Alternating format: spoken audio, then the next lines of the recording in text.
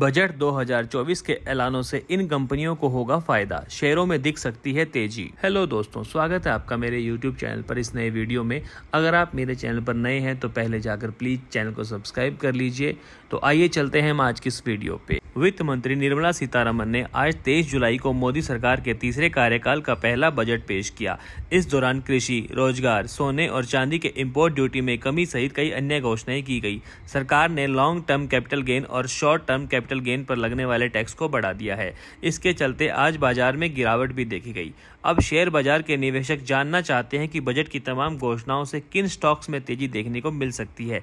यहाँ एक्सपर्ट ने 5 ऐसे शेयर बताए हैं जिन्हें इन घोषणाओं से लाभ मिलने की संभावना है। तो हमारा पहला स्टॉक है गोदरेज एग्रोवेट। कृषि और इससे जुड़े सेक्टर्स के लिए 1.52 लाख करोड़ रुपए का प्रावधान किया गया है।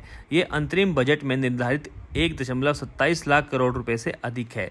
इसके अलावा सीतारमण ने झींगा ब्रूड स्टॉक के लिए न्यूक्लियस ब्रीडिंग सेंटर का एक नेटवर्क स्थापित करने के लिए वित्तीय सहायता की घोषणा की, जिसमें कुछ ब्रूड स्टॉक, पॉलीचेट वर्म्स, झींगा और फिश फीड पर मूल कस्टम ड्यूटी घटाकर 5% कर दिया गया है। झींगा और मछली के चारे के निर्माण के लिए कई इनपुट पर कस्टम ड्यूटी में छूट दी गई है। सौरभ मुखर्जी ने मनी कंट्रोल से बातचीत में कहा कि इन फैक्टर्स से गोदरेज एग्रोवेट जैसे कृषि आधारित शेयरों को लाभ मिलने की उम्मीद है।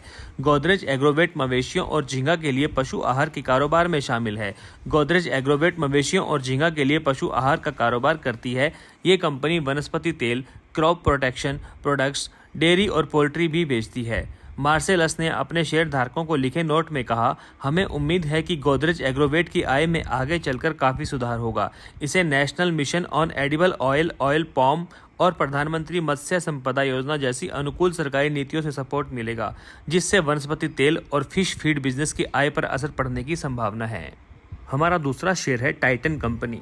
सोने और कीमती धातु के आभूषणों में डोमेस्टिक वैल्यू एडिशन को बढ़ाने के लिए सोने और चांदी पर कस्टम ड्यूटी को पहले के 15% से घटाकर 6% कर दिया गया है। कस्टम ड्यूटी में कमी से टाइटन जैसी कंपनियों को लाभ होगा, जिसके प्रोडक्ट कैटेगरी का लगभग 87% हिस्सा ज्वेलरी है।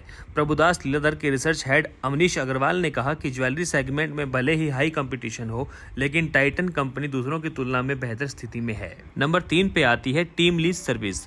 वित्त मंत्री ने घोषणा की कि अगले 5 वर्षों में 1 करोड़ युवाओं को टॉप भारतीय कंपनियों में इंटर्नशिप मिलेगी। केयर पोर्टफोलियो के फंड मैनेजर अमित दोषी ने कहा कि इस कदम की टीम लीज सर्विस जैसी कंपनियों को फायदा होगा, जो एक HR कंसल्टेंट है। कंपनी प्रोफेशनल की भर्ती, ऑनबोर्डिंग और ऑपरेशन को संभालती है। नंबर 4 पे आती है बोरोसिल रिन्यूएबल्स। सरकार ने घरेलू सोलर ग्लास बनाने वाली कंपनियों की सुरक्षा के लिए सोलर ग्लास पर कस्टम ड्यूटी बढ़ा दिया है। इसके अलावा सोलर सेल और मॉड्यूल के निर्माण में इस्तेमाल होने वाले कुछ अतिरिक्त कैपिटल गुड्स पर शुल्क माफ कर दिया गया है। अग्रवाल ने कहा कि इस घोषणा से बोरोसिल रिन्यूएबल जैसी कंपनियों को सीधे लाभ मिलने की उम्मीद है, जो सोलर ग्लास के निर्माण में शामिल है। नंबर 5 पे आती है अडानी विलिमार। अपने बजट भाषण में वित्त मंत्री ने कहा कि दालों और तिलहनों में आत्मनिर्भरता हासिल करने के लिए सरकार इनके प्रोडक्शन, स्टोरेज और मार्केटिंग को मजबूत करेगी। उन्होंने बताया कि सरसों, मूंगफली, तिल, सोयाबीन और सूरजमुखी जैसे तिलहनों के लिए आत्मनिर्भरता हासिल करने की रणनीति बनाई जा रही है।